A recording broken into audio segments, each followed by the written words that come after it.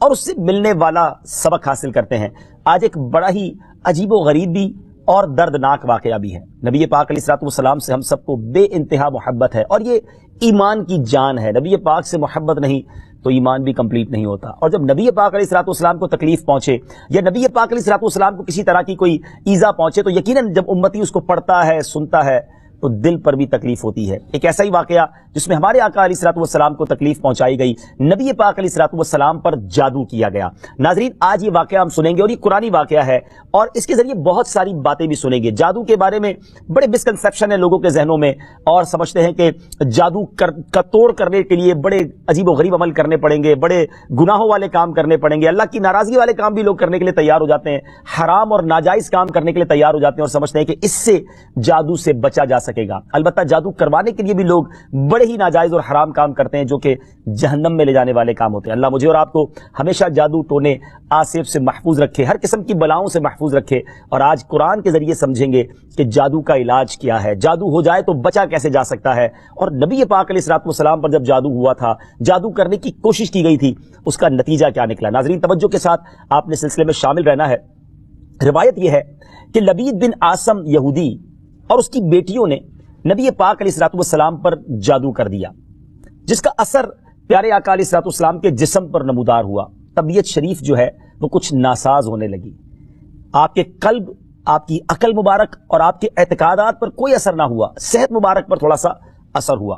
چند روز بعد حضرت جبریل امین بارگاہ رسالت میں حاضر ہوئے اور عرض کی، یا رسول اللہ صلی اللہ تعالی وسلم، ایک یہودی نے آپ صلی اللہ تعالی وسلم پر جادو کر دیا ہے، اور جادو کا جو سامان ہے وہ فلاں کنویں میں ایک پتھر کے نیچے دبا ہوا ہے۔ سرور کائنات علیہ الصلوۃ والسلام نے حضرت علی مولائے کائنات شیر خدا کرم اللہ تعالی وجہ الکریم کو بھیجا، انہوں نے کنویں کا پانی نکالا اور پتھر اٹھایا تو اس کے نیچے سے کھجور کے گھابے کی تھیلی برآمد ہوئی، یعنی کھجور کے جو چھلکے ہوتے ہیں اس طرح کی تھیلی برآمد ہوئی، اور اس میں نبی پاک علیہ الصلوۃ والسلام کے منہ مبارک جو کنگھی سے ٹوٹے تھے، اور کنگھی کے ٹوٹے ہوئے کچھ دندانے، اور ایک ڈور یا کمان کا چلہ جس میں 11 گٹھانے لگی ہوئی تھی، اور ایک موم کا پتلا تھا جس میں 11 سوئیاں چبھی ہوئی تھی۔ یہ سب سامان پتھر کے نیچے سے نکلا، اور یہ مولا علی کرم اللہ تعالی وجہ الکریم یہ سارا سامان لے کر نبی پاک علیہ الصلوۃ والسلام کی بارگاہ میں آ گئے۔ اس کے بعد سبحان اللہ، اب اس کا توڑ کیسے آیا، اس کا علاج کیسے ہوا، اس کا حل کیا نکلا؟ جبریل امین اللہ تبارک و تعالیٰ کی بارگاہ سے سورہ فلق اور سورہ ناس لے کر حاضر ہوئے، یعنی اب جو سورہ فلق اور سورہ ناس ہے وہ نازل ہوئیں، اور ان دونوں صورتوں کو ملائیں تو ناظرین اس میں 11 آیتیں ہیں، ہر ایک آیت کے پڑھنے سے ایک ایک گرہ کھلتی جاتی تھی، یہاں تک کہ سب گرہیں کھل گئیں، اور پیارے آقا علیہ الصلوۃ والسلام بالکل شفایاب ہو گئے۔ سبحان اللہ، سبحان اللہ۔ ناظرین، اب اس واقعے سے بہت ساری باتیں میں نے اور آپ نے سیکھنی ہیں۔ پہلی بات یہ ہے کہ یہ بخاری شریف میں ہے کہ پیارے آقا علیہ الصلوۃ والسلام جب بستر شریف پر تشریف لاتے تو اپنے دونوں ہاتھوں پر دم کرتے، اور اپنے سر سے پاؤں تک پورے جسم پر اپنے ہاتھوں کو پھرایا کرتے، جہاں تک دست مبارک پہنچ سکتے یہ عمل 3 مرتبہ فرماتے، یعنی نبی پاک علیہ الصلوۃ والسلام ان دونوں صورتوں کا اپنے اوپر بھی دم کیا کرتے۔ اور ایک اور جگہ پر بھی یہ ہے، حدیث عائشہ رضی اللہ تعالی عنہا میں ہے کہ جب نبی پاک علیہ الصلوۃ والسلام کے گھر والوں میں سے کوئی بیمار ہوتا تو آپ علیہ الصلوۃ والسلام ان دونوں صورتوں کو پڑھ کر اس پر دم فرمایا کرتے تھے، تو یہ نبی پاک کے معمول میں تھا۔ تو آج اگر ہم میں بھی کوئی بیمار ہو جائے، فیملی میں کوئی بیمار ہو جائے، اپنے آپ کو ان آفتوں سے بچانا چاہتے ہیں تو اول آخر 3 بار درود پاک پڑھیں، سورہ فلق اور سورہ ناس کی تلاوت کریں، اپنے ہاتھوں پر دم کر کے اپنے جسم پر پھیر لیں، کسی مریض پر دم کر دیں، انشاءاللہ اس کی برکت ملے گی۔ یہاں ایک اور مسئلہ بھی سیکھنے کو ملے گا کہ تعویذات اور عملیات میں جس میں کوئی لفظ کفر و شرک کا نہ ہو وہ جائز ہے۔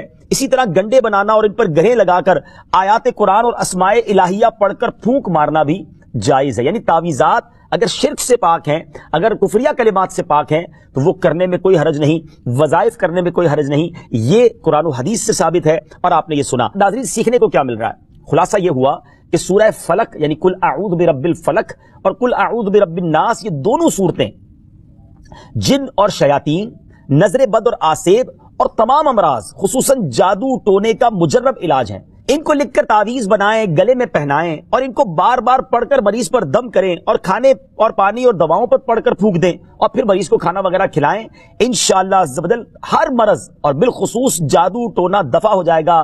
मरीज शिफा याब हो जाएगा। इसी तरह कुरान मजीद की दूसरी तमाम सूरतों के खुसूसी खवास हैं, जिनको बहुत खूबसूरत किताब जन्नती जेवर है उसमें भी आप पढ़ सकते हैं नाज़रीन। इसी तरह हमें चाहिए कि कुरान पाक की तिलावत करते रहें। कुरान पाक की हर हर्फ में शिफा है, बरकतें हैं। और आज खास तौर पे हमारे नाज़रीन को गोया वजीफा, कुरानी वजीफा मिल रहा है। बहुत सारे नाज़रीन ये गुजारिश करते हैं कि हमें कोई वजीफा बताया जाए, तो देखें आज तो कुरान के जरिए, और वो वजीफा जो नबी पाक को रब की तरफ से अता हुआ, प्यारे आका अलैहिस्सलाम को भी शिफा नसीब हुई, तो हमें जरूर इसको अपनाना चाहिए। नाज़रीन, इससे पहले कि मैं मजीद इस मामले में आगे बढ़ूं, मैं चाहता हूं कि दोनों सूरतों की तिलावत और उसका तर्जमा पहले सुन लेते हैं और फिर मजीद इस बारे में बात करते हैं कि इस हैरत अंगेज वाक़े से मुझे और आपको मजीद क्या सीखने को मिलता है। पहले सूरह फलक की तिलावत होगी, सूरह नास की तिलावत होगी। मैं यहां एक और बात भी कहना चाहूंगा। कुछ लोग ये कहते हैं जनाब हम वजीफा करते हैं, असर नहीं होता, बरकत नहीं मिलती।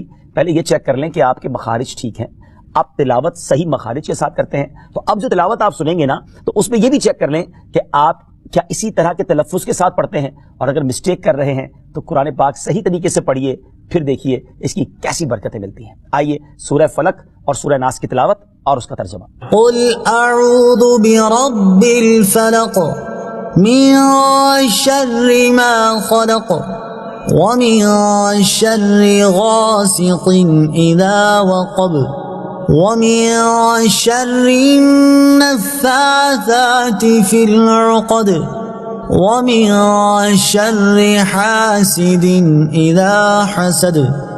तुम फरमाओ मैं उसकी पनाह लेता हूं जो सुबह का पैदा करने वाला है, उसकी सब मखलूक के शर से, और अंधेरी डालने वाले के शर से जब वो डूबे, और उन औरतों के शर से जो गिरों में फूंकती हैं, और हसद वाले के शर से जब वो मुझसे जले।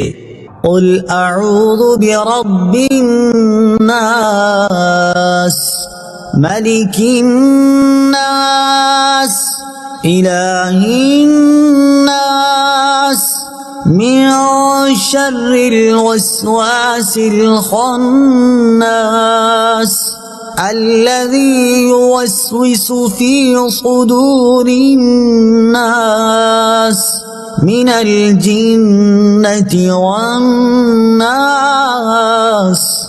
तुम कहो मैं उसकी पनाह में आया जो सब लोगों का रब, सब लोगों का बादशाह, सब लोगों का खुदा, उसके शर से जो दिल में बुरे खतरे डाले और दुबुक रहे, वो जो लोगों के दिलों में वसवसे डालते हैं, जिन और आदमी। नाज़रीन, सूरह फलक और सूरह नास के बेशुमार फजाइल व बरकत हैं। एक और हदीस पाक सुनिए। हज़रत अब्दुल्लाह बिन खुबैब रज़ियल्लाहु तआला अन्हु फरमाते हैं कि हम पर हल्की बारिश हुई और उस वक्त अंधेरा छाया हुआ था, और हम प्यारे आका अलैहिस्सलाम का इंतजार कर रहे थे कि वो आकर हमें नमाज पढ़ाएं। फिर नबी पाक अलैहिस्सलाम हमें नमाज पढ़ाने के लिए तशरीफ लाए और इरशाद फरमाया, पढ़ो। मैंने अर्ज की, क्या पढ़ूं? इरशाद फरमाया, सुबह शाम 3-3 बार कुल हुवल्लाहु अहद, कुल अऊज़ु बिरब्बिल फलक और कुल अऊज़ु बिरब्बिन नास पढ़ो। इनकी तिलावत करना तुम्हें हर बुरी चीज से बचाएगा। चलें, एक और वजीफा मिल गया, सूरह इखलास को भी शामिल कर लें। तो सुबह शाम पढ़ें तो इंशाअल्लाह बुरी आफतों से, मुसीबतों से, जादू टोने से, आसेब से, इन तरह की बलाओं से इंशाअल्लाह महफूज रहेंगे। नाज़रीन, यहां कुछ मसाइल भी सीख लेते हैं। हजरत अस्मा बिनते उमैस रज़ियल्लाहु तआला अन्हा ने अर्ज की, या रसूलल्लाह सल्लल्लाहु अलैहि वसल्लम, जाफर के बच्चों को जल्द जल्द नजर होती है, क्या मुझे इजाजत है कि उनके लिए अमल करूं? नबी पाक अलैहिस्सलाम ने इजाजत अता फरमाई। तो सीखने को यह मिला कि तावीज और अमलियात जिनमें कुफ्र और शिर्क ना हो, कोई कलमा नाजायज ना हो, तो उसमें जो है वो तावीज करना, अमल करना जायज है। और खासकर वो अमल जो आयात कुरानिया से किए जाएं या अहादीस में वारिद हुए हों। इसी तरह चंद मसाइल भी सीखने को मिले कि दोनों सूरतें जो हैं इनके शान नुज़ूल से हमें मालूमात क्या मिलती हैं। नंबर 1, जादू और उसकी तासीर हक है। कुछ लोग जादू का इनकार कर देते हैं, ये दुरुस्त नहीं है। जादू और उसकी तासीर हक है, क्योंकि कुरान में उसका जिक्र है और नबी पाक अलैहिस्सलाम पर भी आपकी सेहत मुबारक पर उसका असर हुआ। नंबर 2, नबी के जिस्म पर जादू का असर हो सकता है, जैसे तलवार, तीर और नेज़े का भी असर होता है। ये शान नबूवत के खिलाफ नहीं है। हाँ, ऐसा असर नहीं हो सकता कि जिससे नबूवत के मुतालिका उमूर में खलल आ जाए। हजरत मूसा अलैहिस्सलाम के मुकाबले में जादूगर बिलाखिर इसलिए फेल हुए क्योंकि वहां जादू से मौजज़े का मुकाबला था, वरना हजरत मूसा अलैहिस्सलाम के ख्याल पर भी उस जादू ने असर किया कि उनको ख्याल हुआ कि ये लाठियां, रस्सियां चल रही हैं। नबी करीम अलैहिस्सलाम के ख्याल पर भी इसी तरह यही असर हुआ था। नंबर 3, जादू को दूर करने में सूरह फलक और सूरह नास को खुसूसी तासीर हासिल है। नंबर 4, जादू टोने और अमलियात और असरात और बीमारियों को खत्म करने के लिए कुरान पाक की सूरतों और आयतों को इस्तेमाल किया जा सकता है, और बुखारी शरीफ में सूरह फातिहा को इस मकसद के लिए इस्तेमाल करने का बयान मौजूद है। तो सूरह फातिहा को सूरह शिफा भी कहा जाता है, तो ये भी शिफा के लिए बड़ा मुजर्रब और बड़ा प्यारा वजीफा है। नाज़रीन, ये चंद बातें तो हमने इस वाक़े के मुतालिक सीखी, सूरह फलक और सूरह नास के कुछ फजाइल भी सुने। मैं यहां एक और बात भी करना चाहता हूं कि आजकल प्रॉब्लम ये हो गया है कि इतने आमिलीन आ गए हैं, इतने अमल करने वाले लोग आ गए हैं, इतने बोर्ड हमारे शहरों और वतन में लग जाते हैं कि ऐसा लगता है हर दूसरे आदमी पे जिन है या उस पे जादू हो गया है। खुदारा झूठे आमिलीन से अपने आप को बचाइए। अगर जीने की तमन्ना है तो कुछ पहचान पैदा कर। लोगों के घर बिक जाते हैं, लोगों की इज्जतें पामाल हो जाती हैं, अजीब माहौल हो गया है। कुछ बदनसीब तो वो हैं जो किसी को तबाह करने के लिए जादू करवाने जाते हैं और हजारों लाखों रुपए खर्च करते हैं, और फिर बेचारे कुछ जब बीमार हो जाते हैं तो अपना बाज़ औक़ात डॉक्टरी मसला होता है, वो भी किसी आमिल के हत्थे चढ़ जाते हैं और वो कहता है जनाब आपके घर में बहुत बुरा अमल हुआ है, फलां जगह कोई चीज़ दबी हुई है, और उसको अब संभालने के लिए, उसको निकालने के लिए इतने बकरे चाहिए, इतने मुर्गे चाहिए, इतने अंडे चाहिए, कब्रिस्तान में ये अमल करना होगा। और गरीब आदमी अपनी चीजों को बेच बेच कर हजारों लाखों रुपए दे देते हैं और खानदान के खानदान टूट जाते हैं। ऐसा ना करें, प्लीज ऐसा ना करें। बल्कि मैं तो उन आमिलीन से भी गुजारिश करूंगा कि हलाल रोजी की तरफ आएं। दावत इस्लामी ने बड़ा शानदार एक अंदाज इख्तियार किया। अल्लाह सलामत रखे दावत इस्लामी के मदनी माहौल को। नाज़रीन, आप सोच रहे होंगे कि फिर हमारी बीमारियों के लिए हम तावीज़ किससे लें, हम ये वज़ाइफ कहां से लें?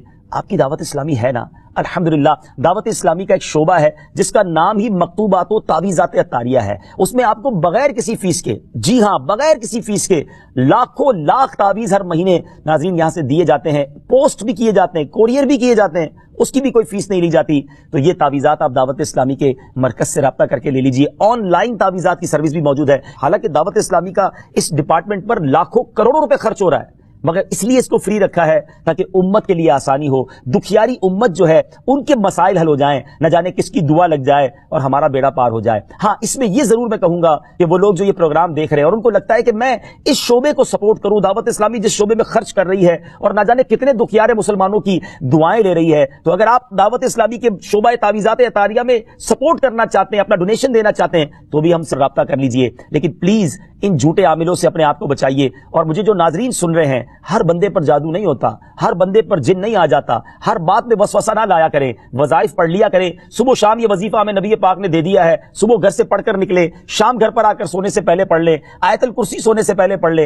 अल्लाह ने चाहा खैर आपका मुकद्दर रहेगी, और मजीद जरूरत हो तो दावत इस्लामी के इस शोबे से राब्ता कर लें। मैं उम्मीद करता हूं कि आज के इस वाक़े से हमें यह सीखने को मिला कि कुरानी वज़ाइफ की क्या अहमियत है और जायज़ वज़ाइफ करने में, तावीज़ात करने में कोई हरज नहीं। आखिरी बात, नबी पाक अलैहिस्सलाम को पता चल गया, जिब्रील अमीन ने बता दिया कि जादू किसने किया, मगर नबी पाक अलैहिस्सलाम ने बदला नहीं लिया, सजा नहीं दी। उस लबीद बिन आसम को, उसकी जो बच्चियां थी, जो भी लोग थे जादू करने वाले, सबको माफ कर दिया। अल्लाह अकबर। उन्हें पता चल जाता था कि किसने जुल्म किया है, फिर भी माफ फरमाते, और हम शक की बुनियाद पर बदला ले लेते हैं। कोई आमिल कह देता है तुम्हारे घर में सीन नाम की कोई औरत है, उसने ये किया है। अब जितने सीन नाम वाले हैं सबके साथ बदगुमानी शुरू, जब से सबसे लड़ाई शुरू, सबके बारे में बुरा सोचना शुरू। इंसान ही से गलती होती है, माफी करने वाला जहन रखिए। माफ करेंगे अल्लाह ताला आपको माफ कर देगा, रहम करेंगे आप पर रहम किया जाएगा। अल्लाह मुझे और आपको नबी पाक अलैहिस्सलाम की इस मुबारक सीरत से सीखना नसीब फरमाए कि अगर किसी से गलती हो भी गई है, किसी ने हमारा बुरा चाहा भी है और पता भी चल गया है, तो माफ करना अल्लाह को बड़ा पसंद है। मुश्किल जरूर है, दिल चाहता है मैं भी बदला लूं, लेकिन मजा भी तो यही है ना कि दिल चाह भी रहा है, गलत भी किया है सामने वाले ने, और मैं बदला ले भी सकता हूं, फिर भी अल्लाह की रजा के लिए माफ कर दें और इस नियत से माफ करें, मेरे मालिक मैं तेरे बंदे को माफ कर रहा हूं, तो मुझ गुनाहगार को माफ फरमा दे। अल्लाह करीम जरूर करम फरमाएगा, और यही इस्लाम की खूबसूरती है। अल्लाह मुझे और आपको माफी और दरगुजर का जहन नसीब फरमाए। हमारे सिलसिले पैगाम कुरान में हम यही कोशिश करते हैं कि कुरान पाक से कोई मैसेज, कोई पैगाम आपकी तरफ बढ़ाया जाए। तो आज अल्हम्दुलिल्लाह आपके लिए ये पैगाम था कि कुरान पाक पढ़िए, उस पर अमल कीजिए, उसको पढ़कर अपने ऊपर दम भी कीजिए, और फिर किसी से गलती हो जाए तो माफ भी कीजिए। वक्त हुआ है एक अगले सेगमेंट का, जिसका नाम है तारुफ़े कुरान। पैगामे कुरान। नाज़रीन, वक्त हुआ है हमारे बहुत ही खूबसूरत सेगमेंट तारुफ़े कुरान का, और आज तारुफ़े कुरान में हम कुरान पाक की इन्हीं दो सूरतों की बात करेंगे जिसका जिक्र हमने अपने सिलसिला पैगाम कुरान में किया, यानी सूरह फलक और सूरह नास। सबसे पहले बात करते हैं सूरह फलक की। सूरह फलक मदीना मुनव्वरा में नाजिल हुई, और एक कौल यह है कि मक्का मुकर्रमा में नाजिल हुई। पहला कौल ज्यादा सही है क्योंकि इसके शान नुज़ूल से इसी की तायीद होती है। رکوع اور آیات کی تعداد اس صورت میں 1 رکوع اور 5 آیتیں ہیں. فلک نام رکھنے کی وجہ، فلک کے کئی معنی ہیں اور یہاں اس سے مراد صبح ہے، اور چونکہ اس صورت کی پہلی آیت میں لفظ موجود ہے اس مناسبت سے اسے سورہ فلک کہتے ہیں. پیارے آقا علیہ الصلوۃ والسلام نے ایک بار اس سورت کے بارے میں ارشاد فرمایا، کیا تم نے نہیں دیکھا کہ آج رات مجھ پر ایسی آیتیں نازل ہوئی ہیں جن کی مثل نہیں دیکھی گئی؟ وہ آیتیں قل اعوذ برب الفلق سورت کے آخر تک اور قل اعوذ برب الناس سورت کے آخر تک ہے. سبحان اللہ. تو اس سورت کے بارے میں بڑے فضائل نبی پاک علیہ الصلوۃ والسلام نے ارشاد فرمائے. ایک بار حضرت عابس جوہنی رضی اللہ تعالیٰ عنہ سے روایت ہے کہ نبی پاک علیہ الصلوۃ والسلام نے ارشاد فرمایا، میں تمہیں وہ کلمات نہ بتاؤں جو شریر، جنات اور نظر بد سے اللہ تعالیٰ کی پناہ طلب کرنے میں سب سے افضل ہیں؟ انہوں نے عرض کی، یا رسول اللہ صلی اللہ تعالیٰ علیہ وسلم کیوں نہیں، آپ ضرور بتائیے. ارشاد فرمایا وہ کلمات یہ دونوں صورتیں ہیں، قل اعوذ برب الفلق اور قل اعوذ برب الناس. سبحان اللہ سبحان اللہ. اب آئیے سورہ ناس کے بارے میں کچھ سن لیتے ہیں، اس کی فضیلت بھی جان لیتے ہیں. سورہ ناس جو ہے ناظرین، یہ قرآن پاک کی ترتیب کے لحاظ سے سب سے آخری سورت ہے. اس کا مقام نزول، سورہ ناس زیادہ صحیح قول کے مطابق مدنی ہے. اس سورت میں 1 رکوع اور 6 آیتیں ہیں. الناس نام رکھنے کی وجہ، عربی میں انسانوں کو الناس کہتے ہیں اور اس سورت کی پہلی آیت میں یہ لفظ موجود ہے، اس مناسبت سے اسے سورہ الناس کہتے ہیں یا اسے سورۃ الناس کہتے ہیں. سورۃ الناس کے مضامین، اس سورہ مبارکہ میں ان جنات اور انسانوں سے اللہ تعالیٰ کی پناہ مانگنے کی تعلیم دی گئی ہے جو لوگوں کے دلوں میں وسوسے ڈالتے ہیں. سورہ فلق کے